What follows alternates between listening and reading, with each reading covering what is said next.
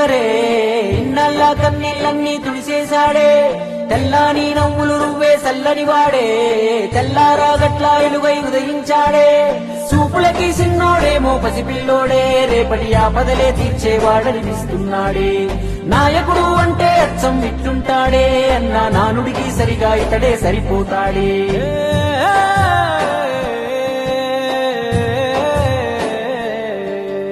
మా అయ్య రాజన్న బిడ్డ అన్న చూస్తాడు మా మంచి చెడ్డ గర్వించే మా తెలుగు గడ్డ ఈ జగనన్నకే సొంత అడ్డ గుండెల్లో గాయాలెన్నో ఉన్నా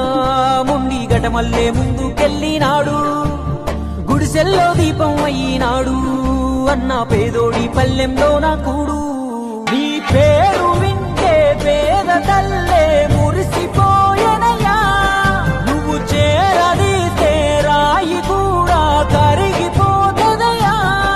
తరతరములు యువతరముకు నిధి నిండు స్ఫూర్తి కదా ఓ జయ హో జగనన్న నీ కథాగానం పాడుతున్నా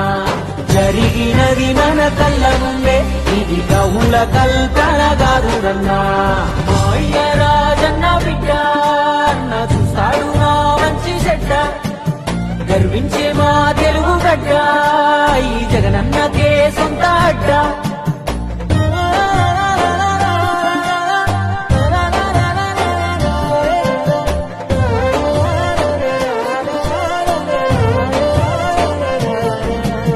పులకించినాదమ్మ పులివెందులా వీరత్వం ఉదయించంగా నలుదిక్కులా రాజన్న విజయమ్మ తెలుసులుగా జగనన్న జన్మించాడు యువరాజుగా